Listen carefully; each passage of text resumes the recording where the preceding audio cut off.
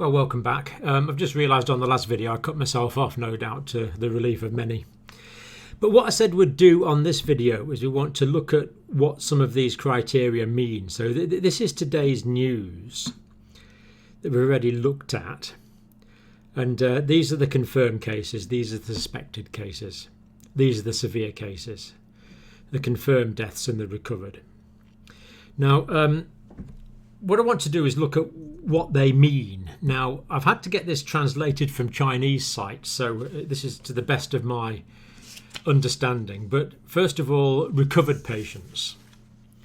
What do we mean by patients that have recovered? Well, ideally, we would be doing this in a few years' time when we'd know everything in great detail and would know if there was any sequelae to the condition. So, for example, it appears that some patients might get some longer-term lung disease as a result of this in a minority of severe cases. But for most, this is going to be true, recovered patients. So the Chinese criteria for this are actually quite exacting criteria. If I'd had the infection and these things applied to me, I would be remarkably reassured. So the first one is 10 days with no fever, apyrexial. So presumably that's a temperature under 37 degrees centigrade for a period of 10 days. And that's quite a long time. But it's interesting because we have seen that very often the temperature starts relatively low and only builds up after several days of being infected. So to have no temperature for 10 days means that there's no recurrence of fever, that the virus has probably been hopefully eliminated from the body. The second criteria is that the chest x-ray is improving, that it's improving.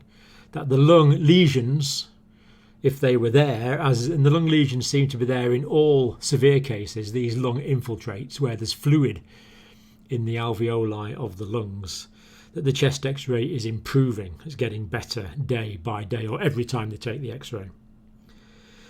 And then the third criteria is no virus in the upper respiratory tract for 2 tests. So 2 consecutive tests. I don't know whether it's consecutive days or after a few days, but there needs to be 2 clear tests. Probably one on one day and one a couple of days later would make sense.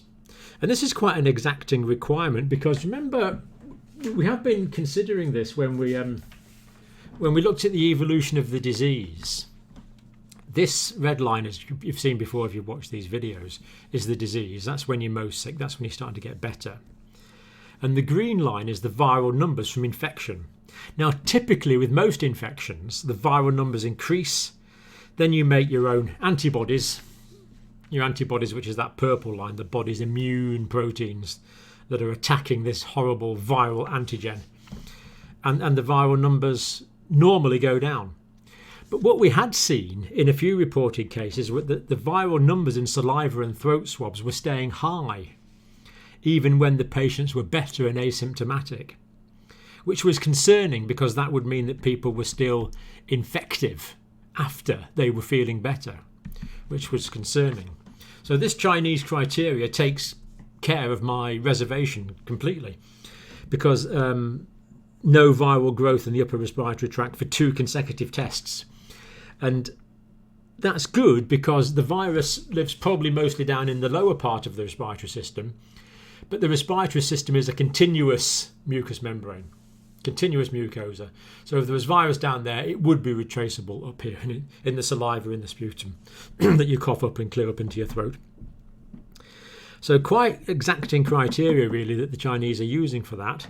So if the people that they're saying recovered in the statistic meet those criteria, then I'm very happy with that criteria. That is quite exacting, not only for the health of the individual, but also in that the disease won't be transmitted on to other people and they can safely be discharged back to normal life and normal duties.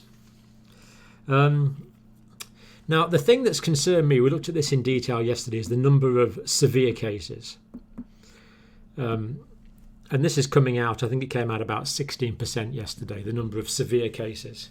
So of the people that get infected, many get a very mild condition or even asymptomatic. They just get the virus, they make antibodies to it, presumably. Although I haven't read anything about antibody studies so far, but it's reasonable to assume that you make antibodies. Your own lymphocytes produce the antibodies, the immune proteins that eradicate the virus. So that's good. Most people get a mild infection. Some people are more poorly, but this percentage, 16, 17%, we're not really sure, get severe illness and need support, need medical support. And if we get a large outbreak, we haven't got the facilities for this. We just simply haven't got it all at once. I mean, in Wuhan, they didn't have enough facilities, so they built 1 or 2 new hospitals in like 10 days, and they converted sports halls. They have massive facilities now. They drafted in nurses and doctors from all over China, and yet still, according to the reports I've been receiving from China by email, many people are still being looked after at home. They're being visited and they're just being hospitalised if they become more serious. But most are in a lot are in home self-isolation. So what do we mean by severe cases? Well, again, this is translated from a Chinese website, so it's my understanding. Criteria for severe condition defined by National Health Commission, the Ministry of Health in China. And these are the same definitions that are used apparently to compile these statistics. And these statistics are taken from the Chinese website that I did show you live a couple of videos ago. I have posted a link to that. What they're saying is that a concerning feature is a tachypnea. Tachy means fast, pnea is breathing, fast respiratory rate, fast breathing. Greater than 30 times a minute with trouble breathing. Trouble breathing, we call that dyspnea, difficulty in breathing. So dyspnea, tachypnea, fast breathing, difficulty in breathing. Presumably caused by the infiltrates in the lungs, filling up some of the alveoli with inflammatory fluid, meaning the patient finds it difficult to breathe. And that's actually quite a fast rate. We'll look at some normal criteria in a minute, but that's actually quite a fast rate. Oxygen saturations on room air. Now, when we're measuring oxygen saturations, we always have to think about the air the person's breathing in. So if they're breathing in enriched oxygen, we have to take that into account. So this is saying oxygen saturations dropping below 93% if the patient's breathing room air. So that's one criteria, less than 93%. Now, they're also saying low PaO2. Now, PaO2 is the partial pressure of oxygen in the arterial blood, PaO2. So it's the partial pressure of oxygen in the arterial blood. And this is normally measured by doing arterial blood gases, which is quite a painful test. Now, I couldn't quite get the figure for this, but I assume it's probably less than 60 millimetres of mercury. That would be less than 8 kilopascals of oxygen in the arterial blood. It may be slightly higher than that. But this would mean the patient has a hypoxemia, a low level of oxygen in the blood. And of course, if there's a hypoxemia, if there's a low level of oxygen in the blood, that means there is a low level of oxygen getting to all the tissues of the body. So the brain will be somewhat hypoxic, the myocardium will be hypoxic, the kidneys, the liver, all the vital organs can be hypoxic, which of course is remarkably serious. Another criteria for severe is chest radiographs, chest x-rays normally, or CT of the chest, exhibits multiple lung lobe lesions. So in your right lung you have 3 lobes, in your left lung you have 2 lobes. And so what they're saying is that multiple, so they're saying that there's lesions in multiple, presumably means 2 or 3 or 4 or 5 lobes of the lung are affected. So the lungs are the large subdivisions, the lobes are the large subdivisions of the lungs. 3 lobes on the right, 2 lobes on the left. So several lobes affected is a criteria. And the lesions are these infiltrates where the x-rays can't get through and it appears white on the chest x-ray, as we've looked at previously. chest radiograph exhibits multiple lung lobe lesions, or lesions develops more than 50% in 48 hours. So a rapid increase in the number of lesions. If the lesions are growing by 50% over 48 hours, that means that patient is, if not deteriorated, about to deteriorate. So they're the criteria they're using to define severe. Other clinical conditions that require hospitalisation. So this could be comorbidities, unstable diabetes, asthma, angina, liver failure, any medical condition. So that's what we're meaning. My understanding is the Chinese mean by recovered and severe cases, which concerns me. And of course, the key thing here, it seems to me, is the lack of oxygen, because the increased respiratory rate can be that it's difficult to get the oxygen in, but hypoxia will in itself stimulate increases in breathing rate. So oxygen is going to be the critical thing. And we did notice that Wuhan is running short of oxygen at the moment. And if we needed 400 or 500 people on oxygen in my city, I suspect we'd run low on oxygen as well. So this is a problem, that if people are developing these complications all at the same time, we're going to find it difficult to treat that. Now, a proportion. So what we have is we have the number of people that get the disease. A proportion of those, maybe 16-17%, become severe, and a portion of the ones that are severe become critical. So this is another subset of the severe set. So the worst of the severe become critical. And these patients have respiratory failure, where the patient requires mechanical ventilation. This is an intensive care situation. And again, we've got very limited facilities for this. If there's a lot of patients all at the same time, we're not going to have enough ventilators. It's going to be a problem. There's other things we can do. We can handbag them, but that handbag just means you ventilate the patient by hand. But that's got its own complications, and certain skill levels are required for that. Other patients in critical care have got away with high concentrations of oxygen or assisted breathing, I understand. We have other methods of assisting breathing which are short of full mechanical ventilation. We have masks that are pressurised to help blow air in, for example. Another criteria for critical, when people are septic, if there's a lot of infection, that can cause a phenomenon called sepsis. Now, normally we think of sepsis as being caused by bacteria, but sepsis can be caused by viral infections as well. And shock is circulatory failure. Shock is when the blood pressure is so low that the tissues of the body are not adequately perfused. That is what shock is. So what happens normally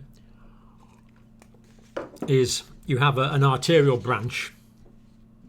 branching into smaller arteries like this. These arterial branches supply areas of tissue. So that arterial branch there will take blood to that area of tissue, and that one to that area of tissue. So these areas of tissue here are supplied by blood from this particular arterial branch. But for the blood to get into the tissues, there has to be a pressure pushing it in. That's why we need blood pressure, to push the blood into the tissues, to perfuse these tissues. If the tissues aren't perfused adequately, they become ischemic. That would be ischemia. But if the tissues are perfused, but there's not enough oxygen in that blood, then the tissues become hypoxic. Hypoxia. So the hypoxemia, the low levels of oxygen in the blood, mean that even if the blood is getting there, it's not getting enough oxygen. So in shock, there is a circulatory failure that's associated with reduced tissue perfusion. So there's not enough blood getting to the tissues. The tissues become ischemic. There's ischemia in shock to many tissues in the body. And because there's not enough blood, there's not enough oxygen getting through either. So we have that.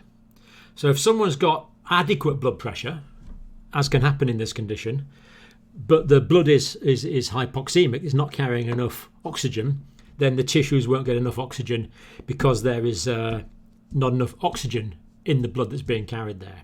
But if someone's got shock, then there's not enough blood getting there, full stop. The tissues are going to become ischemic and therefore hypoxic. And as a result of that, they will produce lactic acid. The metabolism in that tissue will change from being aerobic, using oxygen, it will change to being anaerobic, and lactic acid will be produced. So that is what shock is, lack of perfusion of the tissues of the body. And over time, that's going to damage the organs, can certainly damage the brain. Hypoxia is described as first stopping the machine, then wrecking the machinery. So it's going to interfere with the function of the brain particularly, but then over time, if it's bad enough, the brain will be damaged. So that is what shock is, a state of acute hypotension, really, low blood pressure, and reduced tissue perfusion. I forgot the other one. Other organ failure.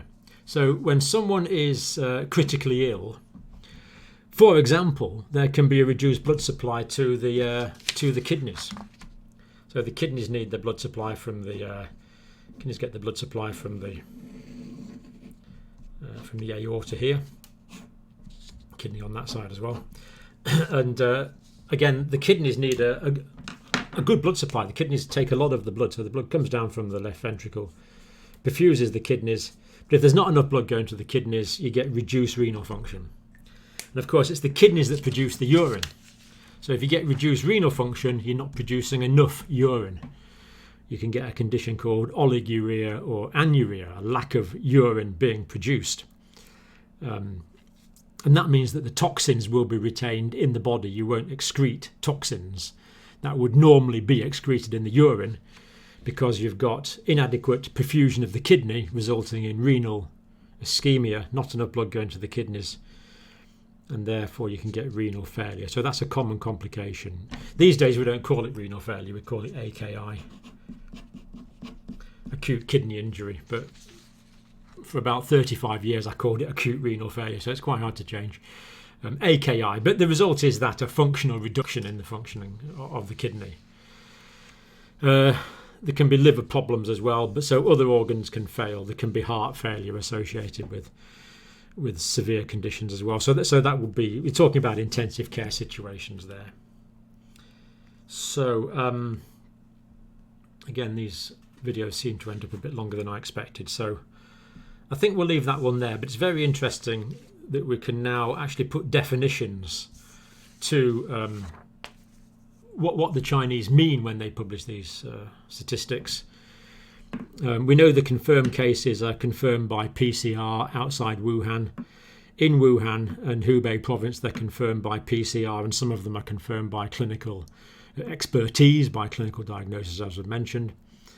Suspected cases, we suspect that many of these are real cases because the Chinese clinicians are now skilled at diagnosing, even without the real-time preliminaries chain reaction.